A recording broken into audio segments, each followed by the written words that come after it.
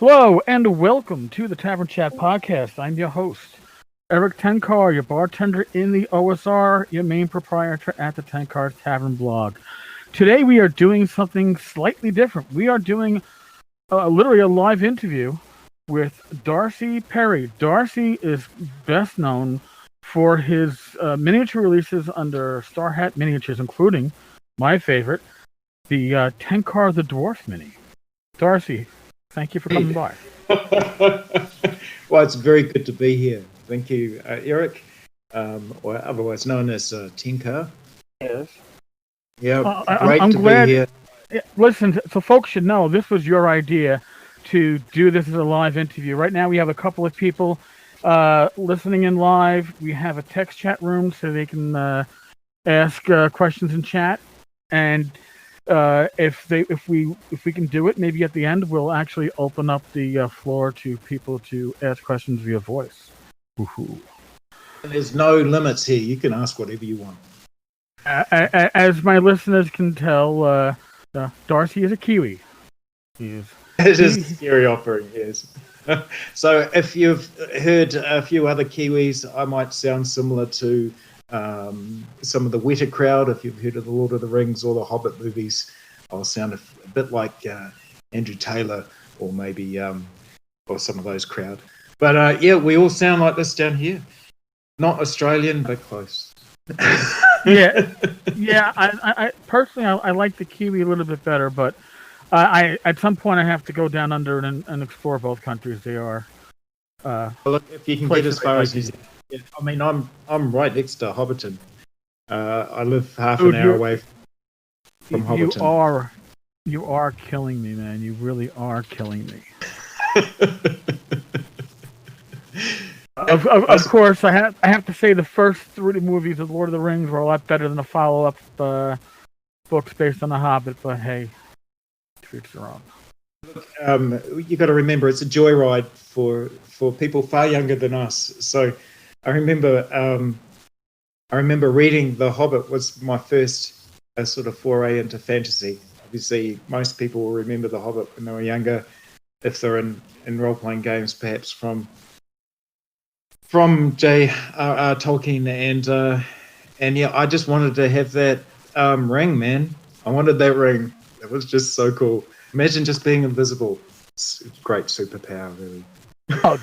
It's an awesome superpower. I actually read The Fellowship first. I read the trilogy and then came back and read The Hobbit, and then I had the teleplay, the British teleplay of The Hobbit. That was awesome. That was better than the read, and that was better than the fucking movies. Oh, by the way, just so you know, we can curse on this podcast. I'm a retired cop. Cursing is my second nature, so I just don't even. I don't even bother trying to. I just go with it. We have the same sort of approach here in New Zealand. So, yeah, you're awesome. Hey, look, if there's anything you want to ask crowd out there, just type it in and either Eric will pick it up or I will. And, yeah, definitely the BBC dramatised recordings were amazing. Still are. It's great stuff. I on Space Station Z. Station was children when I was in it. That was probably in the early 80s I heard that one. So yeah, here we are. I'm representing Star Hat Miniatures, which is a company of one. However, I've friends who help me out. I've got my gaming group. It's good to have a gaming group. And some professionals on this one. I've got professional sculptor Anton Ducrot from Flytrap Factory, and also Gary Hunt is offering a dragon, and he of course his day job is working at Weta. So he's down in the Weta cave down in Wellington, and his day job is sculpting collectibles from the movies. So yeah. Oh, damn, that's awesome. Now, all right, so I got a question for you because I don't really know what I love miniatures. I used to paint them pretty shittily, but didn't we all? Yeah, now at 51, my eyesight isn't what it is, but I do have a crap ton of miniatures which I just love to pull out. My 7-year-old niece loves to, I don't want to say steal, I think I should say appropriate, because she does ask before she runs off with a handful of miniatures that don't come back. But what is it like? How does it go from concept of, I don't know, I want to do this Ken St. Andre troll? Do you sketch it out first, or I mean, I just my parents are artists. They both paint with oils and sometimes watercolors.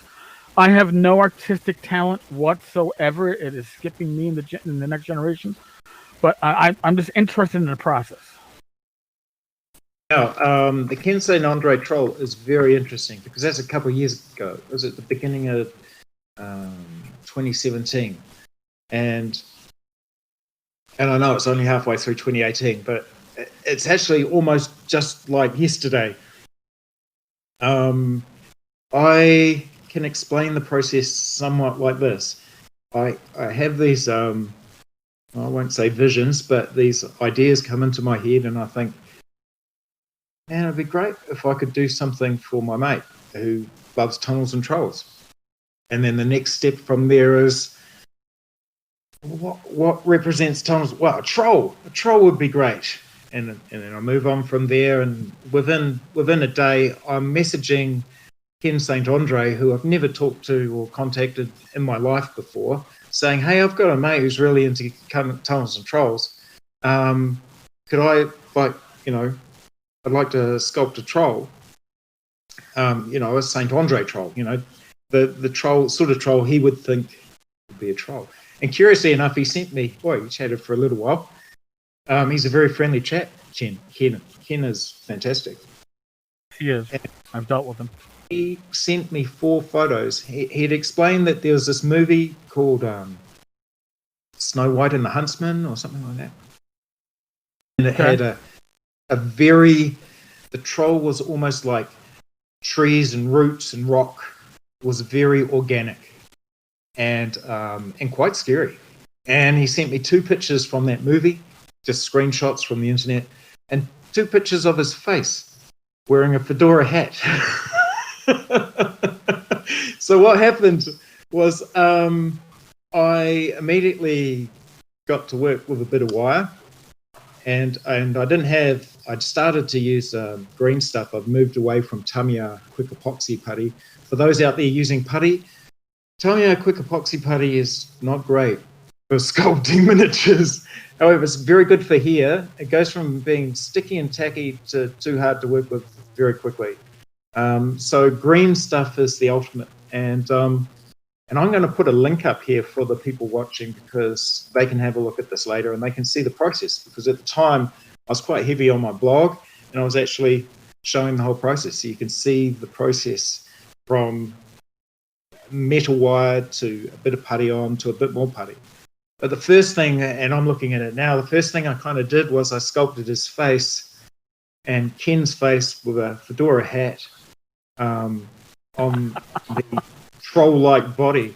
Now, this created a problem because once I started getting into it and putting toes and feet, Ken got back to me and said, no, their feet should look more like an elephant. Big toe, like rock. Like living rock. And I hadn't done that. I'd created quite an anthropomorphic Ken troll. Or I like to say troll Ken. There we go, there's the Lord of the Rings. So there's troll Ken, but the Saint Andre troll became this Ken troll, like a Ken doll or trollkin, like Tolkien. It became something else because when I start working, I let the putty do the work. Okay. I'm a great sculptor. I don't feel I am. I'm learning new techniques every time I sculpt a miniature. I'm learning as I go. And as I go, I'm surprised by what comes out. I really am surprised. I pick up a miniature and I go, wow, that's cool. I can almost sort of have that feeling of who sculpted this? And you go back and look at it and you go, holy crap.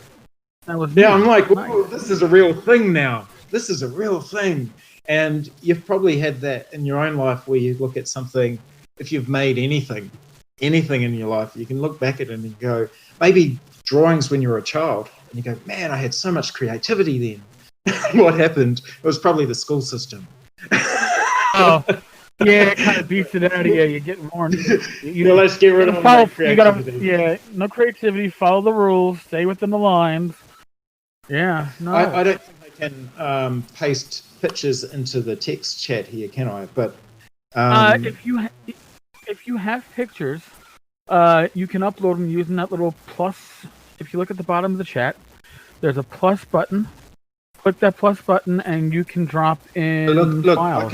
I can actually just copy and paste in here. This is a new trick for everyone. If you find a picture you want to put on there, just right click, copy it, and then paste it in. And I'm going to say control and by Darcy. Just for fun. And put a little smiley face, and I'll upload that. There you go. There you go. So you can see the finished picture. That came out really, really nice. And if you know Ken St. Andre, if you've seen pictures of him, you can definitely see the facial resemblance. It's pretty damn amazing. What's great is he looked at it and went, "Doesn't look like me at all."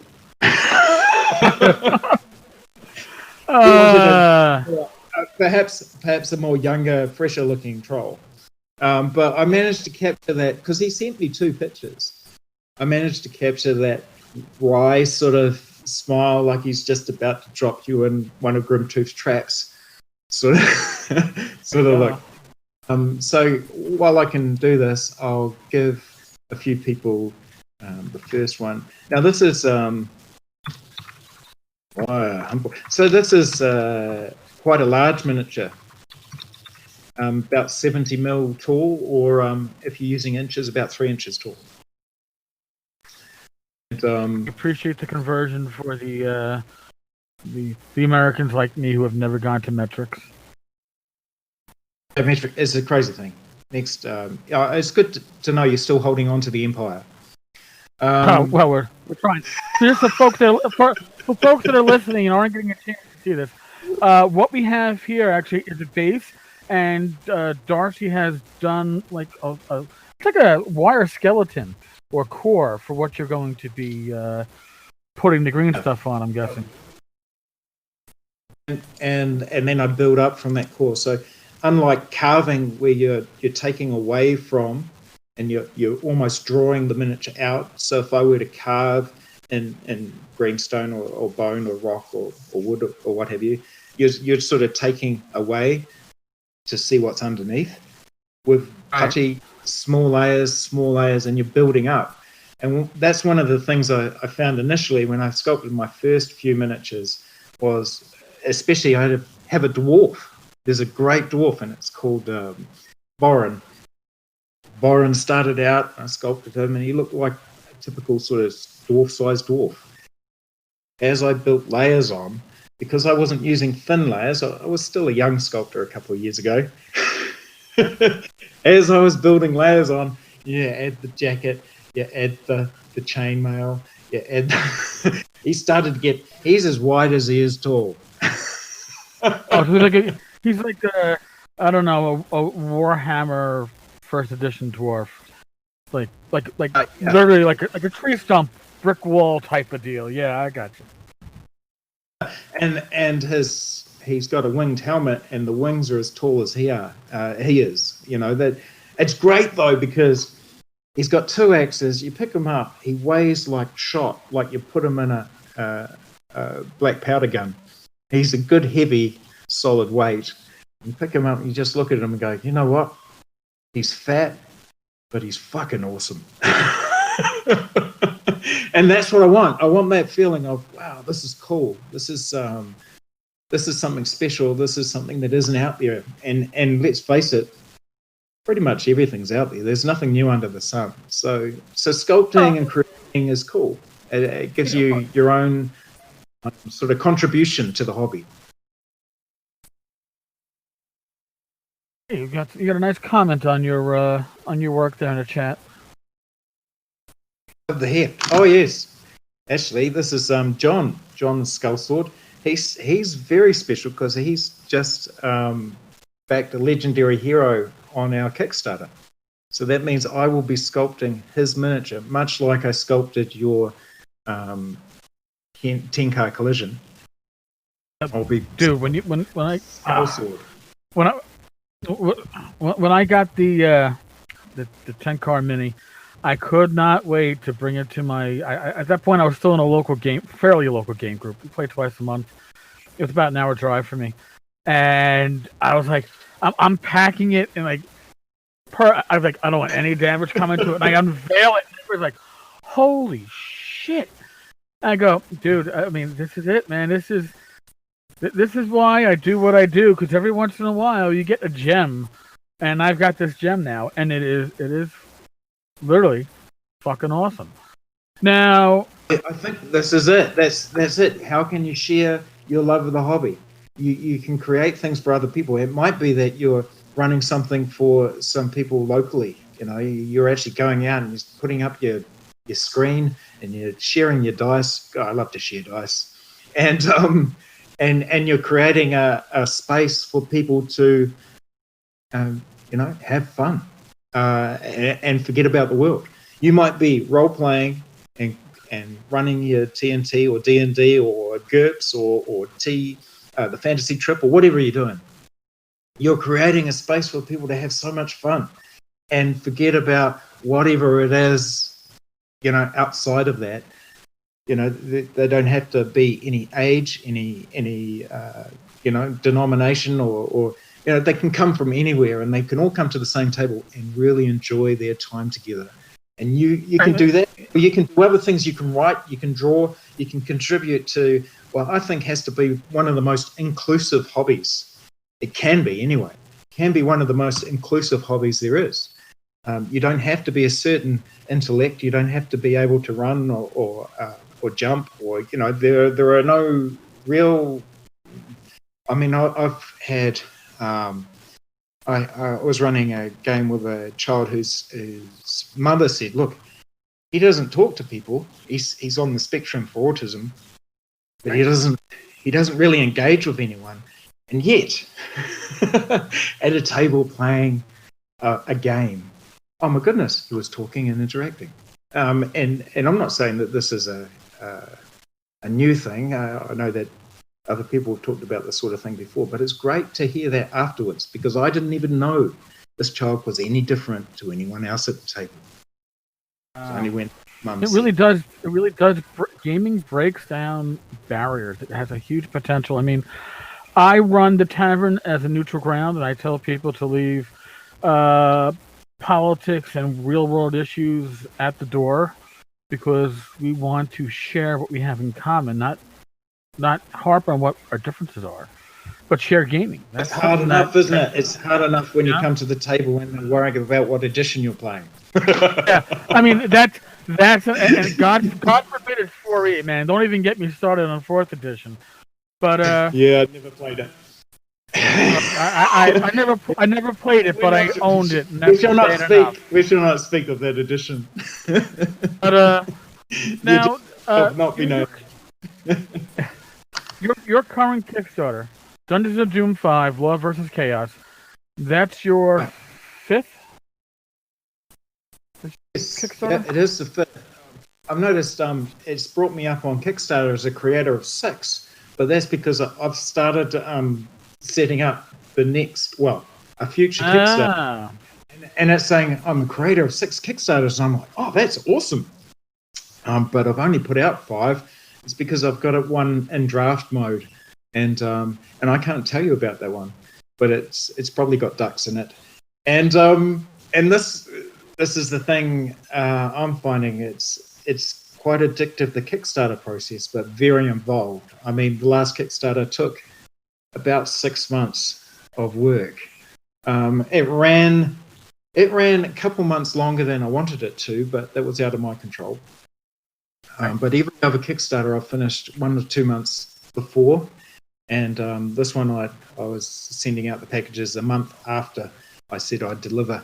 So I'm really prompt on that, and my big thing is making sure everyone gets paid and everyone gets their packages.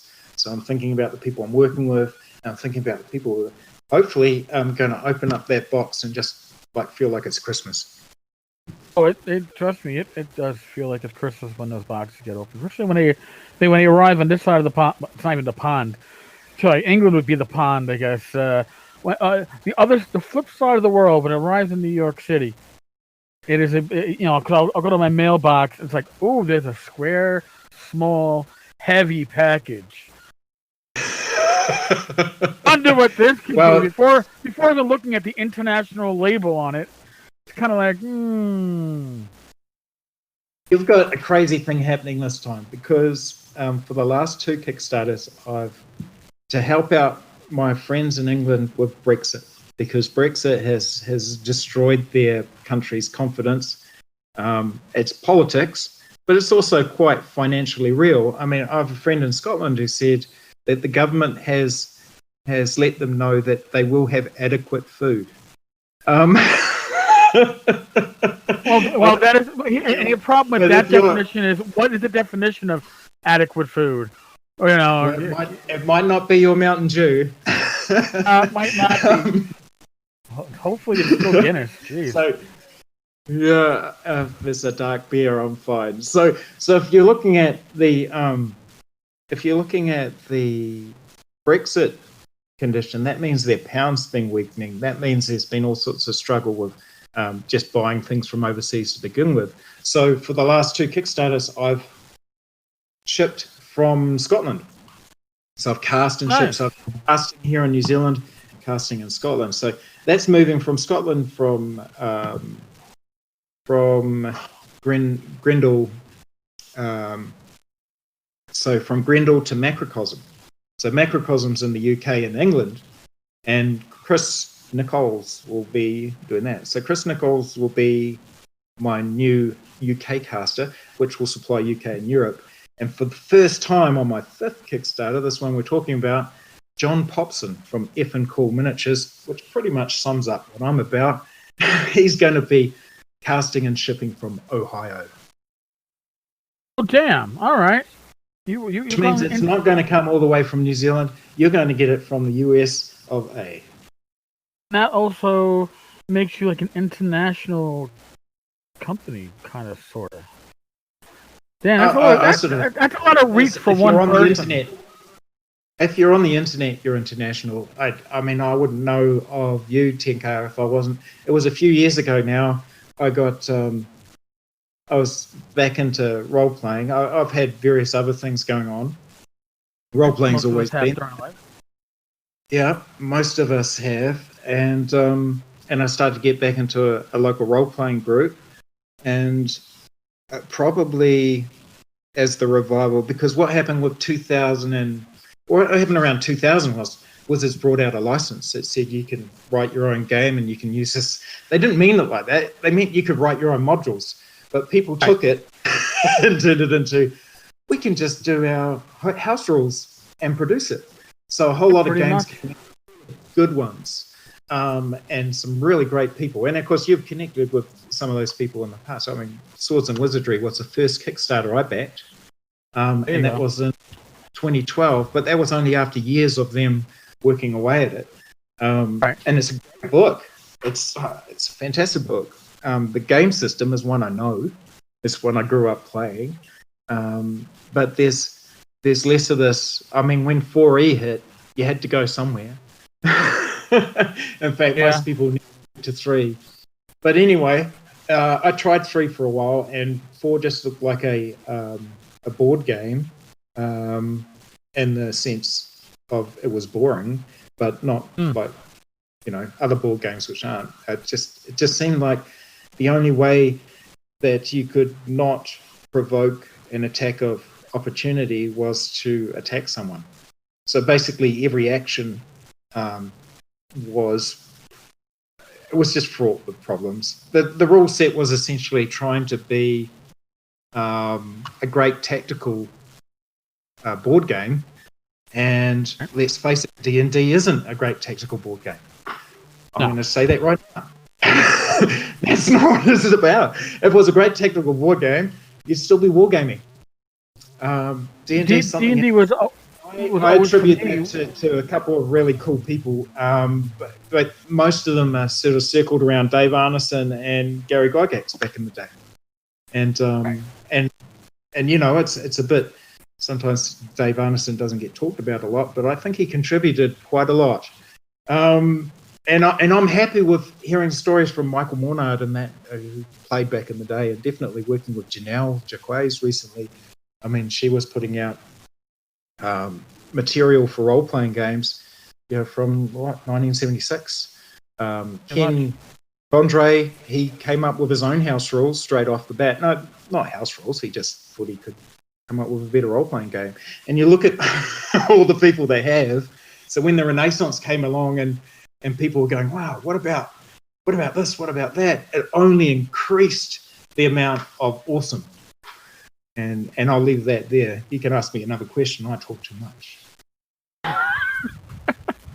I wouldn't worry about that. That's the whole point of stuff like this. Doc, what you can't be part of this conversation. Glenn's not here. That's my dog in the next room. She usually hears Glenn Hallstrom's voice, even though I'm on a headset. And she's like, Glenn, is that you? My dog's asleep next door. She's having a rest. Oh, so if I come to the reason I started sculpting, a friend of mine said, hey, because I do the occasional conversion or what have you, he said, you could probably sculpt a minute. And I went, no, I couldn't do that. So I gave it a go.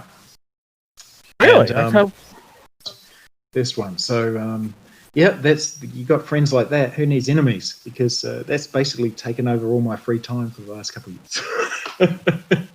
Well, listen, if you're going to have your free time taken over by something, it should be something that you enjoy. You obviously enjoy it. You're obviously good at it. So I think I'm getting better. Now, this is the challenge. The challenge is when you start something new, and I hadn't really thought it was possible, by the way, but there is a guy called Jason Fairclough, and he's created a game called Wasteman. Now, Wasteman is one man. When I say Wasteman, Jason Fairclough, he's Thunderchild Miniatures. It's all one dude, and this guy created a Mad Max Gamma World type war game, skirmish war game. It's all about funky event cards and just rolling some simple dice. The basics of the core of the system was based on an old World War II war game, and in that respect, it's similar to other role-playing games. It's just based on a simple war game core mechanic, and you have everything you could imagine in there, anything you could imagine in a post-apocalyptic fantasy sci-fi world.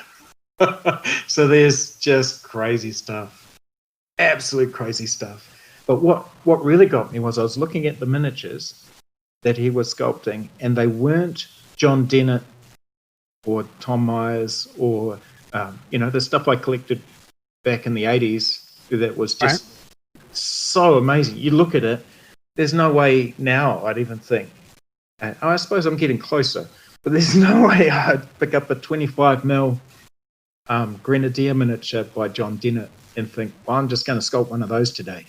There's just an amazing skill level there. And John Dennett's still sculpting. And for those who don't know who John Dennett is, he became famous once again thanks to Stranger Things and the Demogorgon, which is one of his sculpts. Really? I had no idea. So that's John Dennett, and he was producing so many miniatures for Grenadier back in the 80s. And of course now he doesn't own any of those, but now people on the internet, Facebook groups, etc., Google Plus, they know who he is if they're collecting his stuff. And there've been books that have come out on Grenadier miniatures, for example, that sort of like show just how extensive his back catalogue is. But it was a day job for him.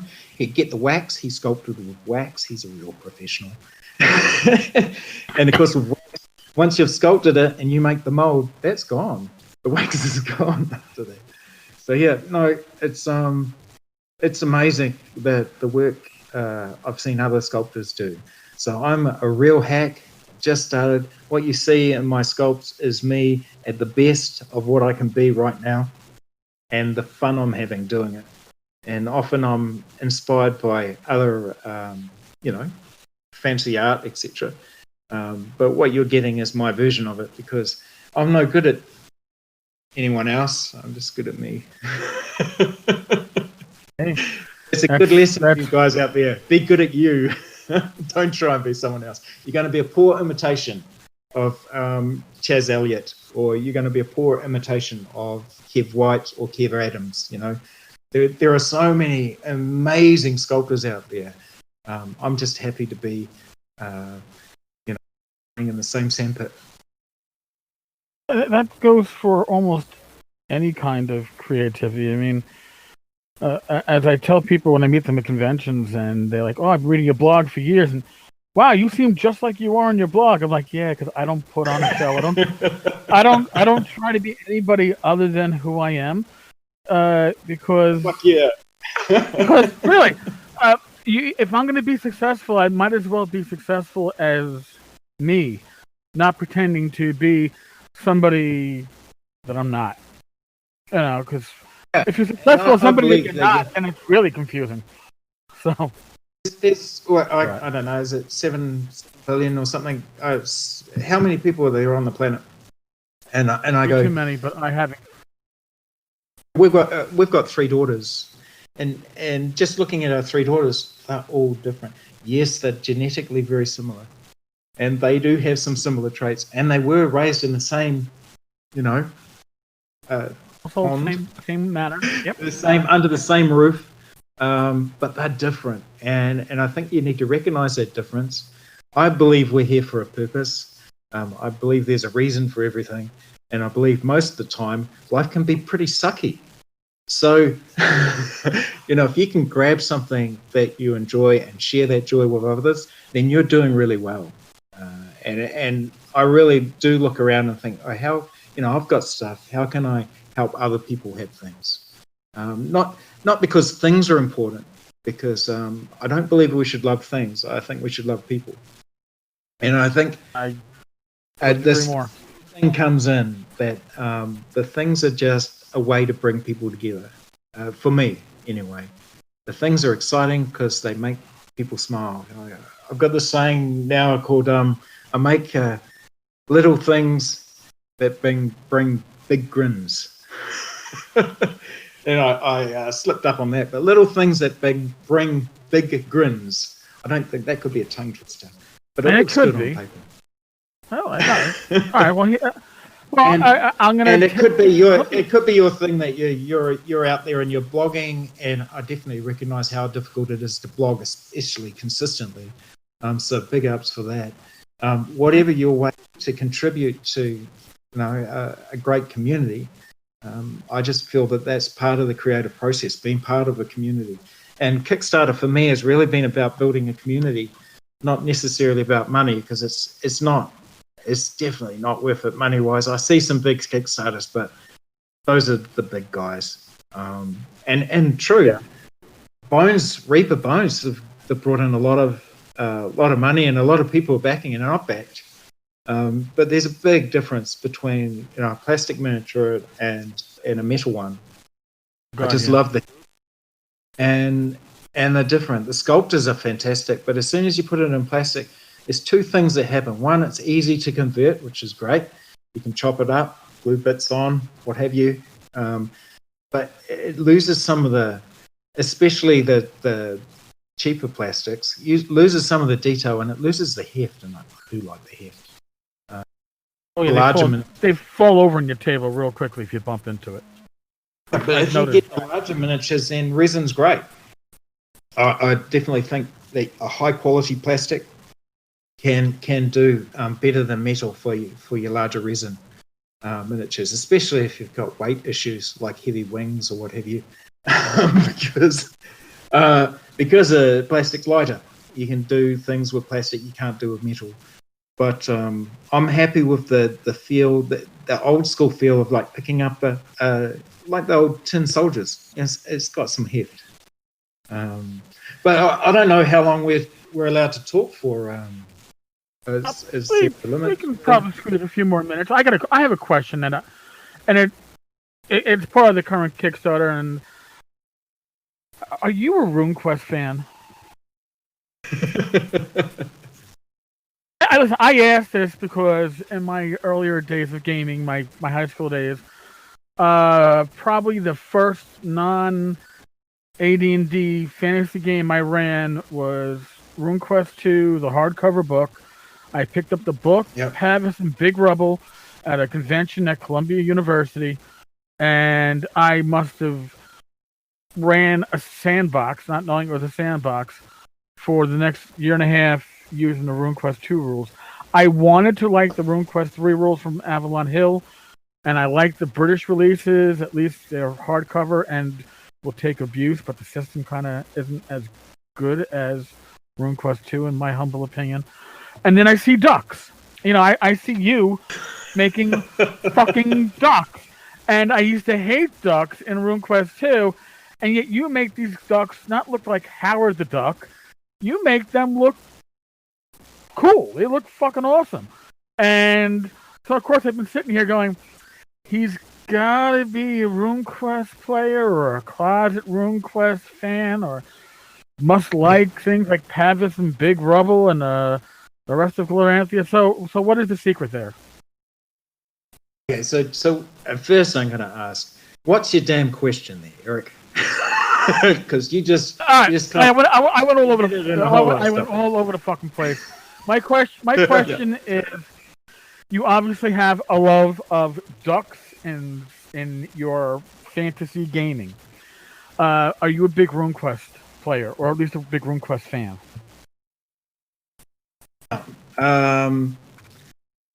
I played. I've never really been a RuneQuest player as such. And I've played a lot of role-playing games. We played, I was in a group probably since the late 80s, or maybe 1991, 91, playing Dragon Quest. And Dragon Quest is, it has the colleges, the magic system, kind of like GURPS. You just got to look, sometimes you've got to look at who wrote the role-playing rules. For example, you get Ken Andre. He's involved with Tunnels and Trolls, but he also wrote Stormbringer with was it Steve Perrin? And Steve Perrin is involved with Chivalry and Sorcery, and you get this group of people who jump. I was talking about Janelle Jaquays before. She was involved all the way through her career with so many projects that when she went and saw Gamer Ready Player One, which was a movie that had all of these references for role-playing games right from the beginning of computer role-playing games, there were references for her that just made it feel like it was a love letter to her career. So these people that have continued through, if we get back to the idea of RuneQuest, I know all about RuneQuest, but I never really played a RuneQuest campaign. Definitely filled out some character sheets and rolled up some characters. And ducks, never played a duck. I never played a duck. It's kind of like, where did this come from? And it came from going, hey, I'm sculpting, and I've done this and I've done that. What would be something really cool? And I'm sort of just thinking about it, and I'm looking through, and there's one thing that struck me, just like ducks, right? Just like ducks being sort of like a Disney thing. If you see a duck in a role-playing book, you're going, what the duck is that doing there? Exactly. Where is it coming from? And it's ducks look cool. They aren't like cartoonish ducks. They are like, this could be, all right, maybe not an elf, but I could see this alongside halflings and goblins, and sure, why not have an anthropomorphic duck because Okay, so there's a Darcy game does it called well. there's a game called Draka och Demona, which is Dragons and Demons, which is a Swedish role playing game. And the Swedish role playing game I've never played, but like RuneQuest, it had ducks in it, and they're like most role playing games that have been around for a long time. They were doing a revamp, reskin, bring it in, maybe do a Kickstarter or something, but they were sort of like bringing out a new edition. And because of that, I saw this picture here on the internet. And I'll just say Draka. So the thing about seeing this on the internet was, that reminds me of RuneQuest. So I went looking for RuneQuest. And of course, in Google, when it brings up a picture of a duck knight or whatever, it brings up a whole lot of pictures of duck knights. So this guy that I'm going to show you is the first one. And when I saw him, I went, okay, uploaded that. When I saw him, I went, oh my goodness, I should sculpt like a duck knight. And then I went, oh yeah, who else did ducks? So I went to RuneQuest. And sure enough, there's heaps of ducks in RuneQuest because in the 80s, that's exactly what was part of the game. In the 70s, when the game was invented, I'll say, it came out of that whole excitement of role-playing games and, I can make my own and it'll be better. There was a guy who created a whole world, Floranthia, and he loved Carl, is it Carl Banks? I've misplaced his last name. He was the duck of Disney. Oh. So Disney, obviously. Right. Disney had a duck. The guy who liked Donald Duck. I'm about to say Daffy Duck. No, wrong duck. But listen, this duck looks cool here that you're showing me on the screen, but your duck. It's not the one. It's not the one that. But that started the journey. I saw that. I thought I should write a Duck Knight, and then I saw a whole lot of Janelle's. And Janelle was. Janelle did a lot of work for RuneQuest through like an artist. Yeah, I forgot about that. And basically, she became the duck artist. And when it came to ducks dressed up, and if you weren't looking at Disney and Donald Duck and all the rest, if you can remember Duck Tower, do you remember Duck Tower? Duck Tower. Duck Tower. Oh, Duck Tower. I think Duck Tower were the yes, the Judges Guild Duck Tower. I'm going to put an image up here, but the legendary Duck Tower and Other Tales was one that she wrote, and then she was only at Judges Guild for a year. And she put out Caverns of Thracia, and she put out she worked. I think she worked on Griffin Mountain as well, perhaps. But basically, she was working with everyone and doing lots of art. And Duck Tower there was this thing called Dark Tower, and it was a play on that. And the cover had, instead of the big statue, it had a big duck statue, and it had some ducks on the cover. So she kind of became the duck artist. And because of that, I thought, okay, well, I might do another duck. And I drew I sculpted. I'm not drawing at the moment, by the way. I'm just sculpting. So I sculpted a duck, and then I sculpted another one with a Lagatha, like a Viking sort of feel. Just stop me if I'm rambling. But this duck was a female shield maiden duck with a actually I hadn't sculpted the hammer yet, but I said I had a hammer in my mind to be in her hand, and I got hold of Janelle Jaquays very much like Ken, just on the messenger. And said, hey, I'd like to name this duck after you and call it Jen Jaquack. And she said, 2 N's for Jen. And that was it. So now I had Jen Jaquack, the Viking. And I said, I was thinking about something, what weapon would you like? And she said hammer, and I went, great, because that's what I'd sculpted. Oh. So that started a whole ball rolling. She had already seen the first Duck Knight that turned up in that Kickstarter, the third Kickstarter. She'd seen that. A friend, said, hey, there's a duck in here. She looked at it. She told her friends. And all of a sudden, 5 ducks turned up in a Kickstarter that was only really going to have one just as a side. So the key thing to the story is, yes, I saw something that inspired me, but when you look at Jen's output, her contribution to the hobby, it's extensive. It's prolific, yes. Prolific, yeah.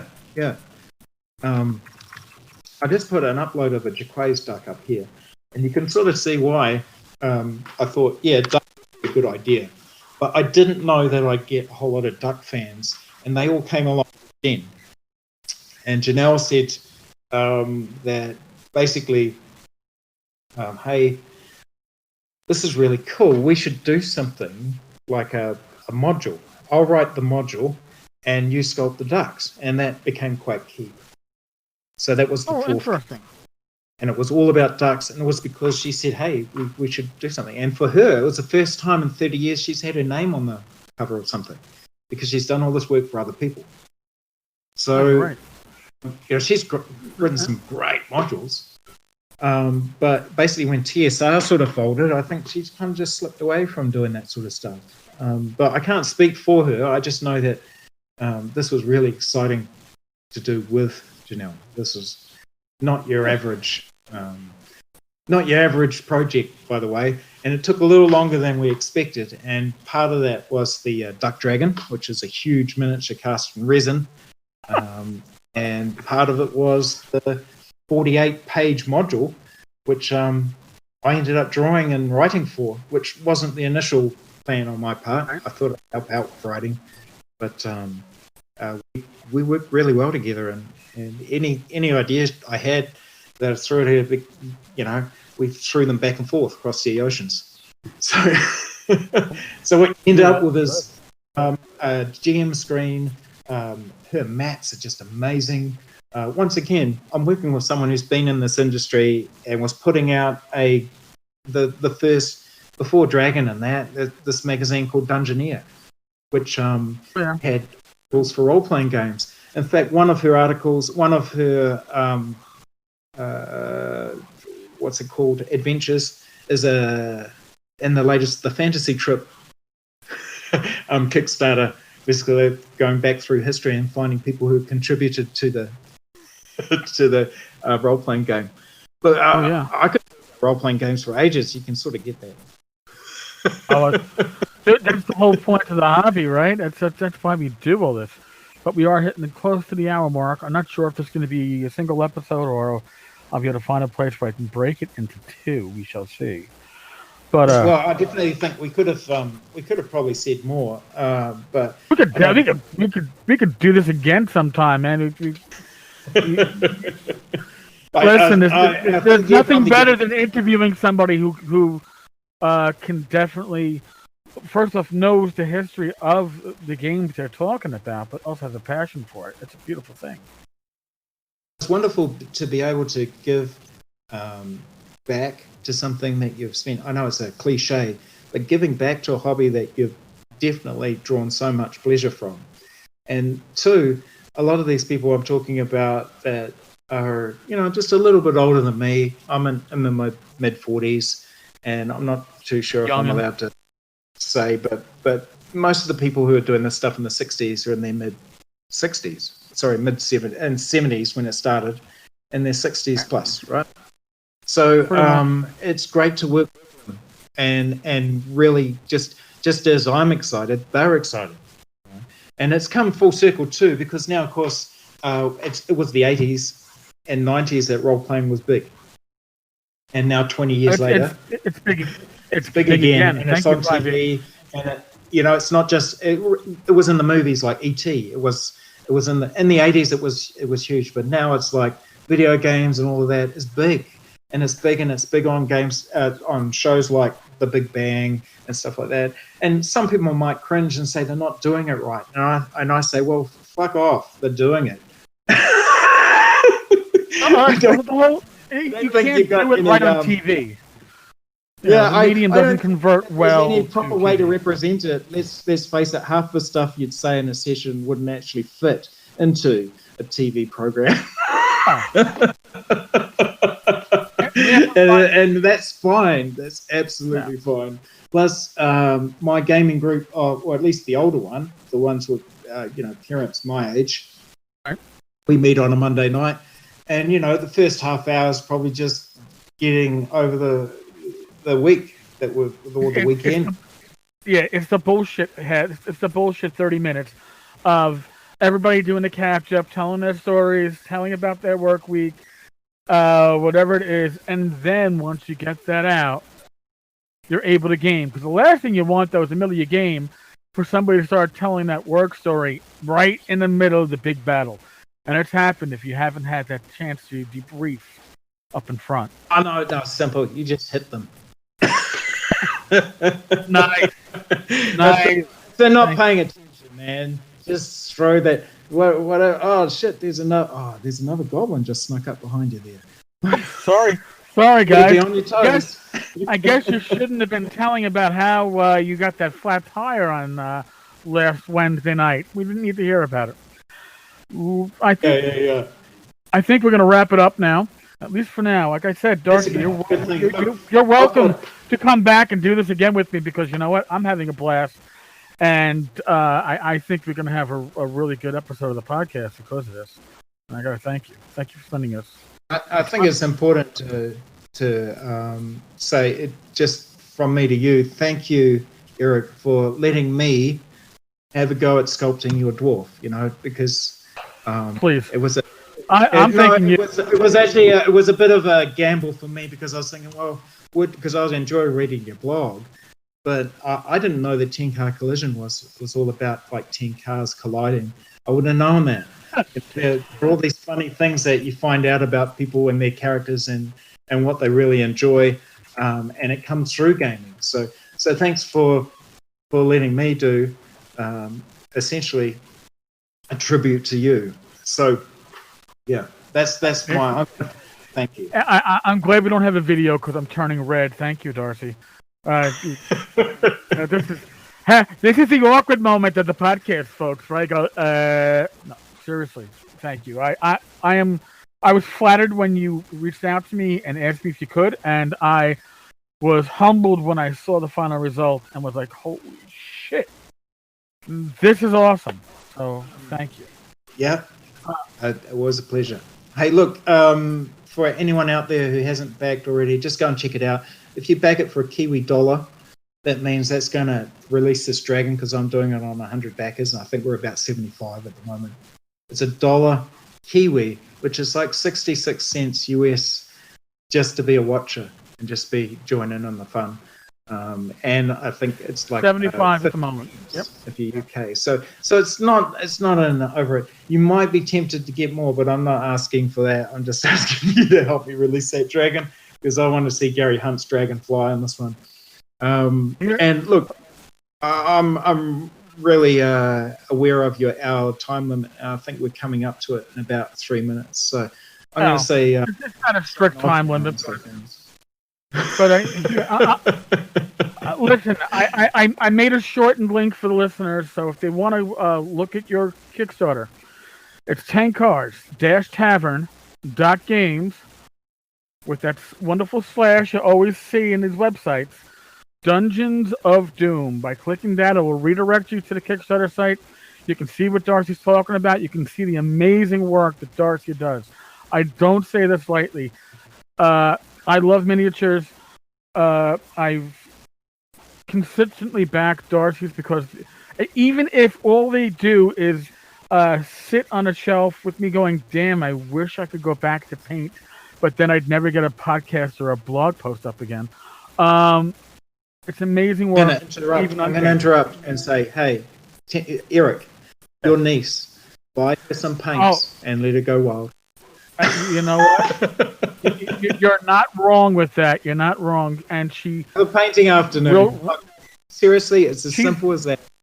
You can't be a more fun activity than sitting down and painting with your niece. That would just be awesome. Taking my Dwarvenite. Now, this is a girl, real quickly, that I never sat down. I never played D&D with her. Before she played dungeon board games. She built a dungeon with the Dwarvenite, placed treasure, told me that when the people come in to steal the treasure, there's a trap here. And I'm looking at it, and to get past the trap, a monster's going to come into the room. And I'm like, listen, I know your father used to play D&D. He hasn't played it since he was in college. Where are you getting this from? And she's like, I don't know. I was like, all right. Oh, well, adventure time. My needs. Oh, well, it's part of the media now. So that's great. I love that. Yeah, she's awesome. Darcy, thank you again. Thanks for everybody who's listened to us doing this live. This was a first for us. I have interest from other people thanks to Darcy's idea to do similar setups with live interviews with people listening in, commenting back and forth via text. So again, thank you everybody. I'd like to thank Pex and Rocky and Skull Sword and Craig, who's recording us right now. The time zone works out differently for everyone, but these people have posted up some stuff and asked some questions. That's great too. So thank you. Been good to be in the tavern. Thank you, folks. God bless. Oh, you too. Stay safe. Be well, folks, and we'll talk with you shortly. Thank you. Good night. We are out. It is still recording right now.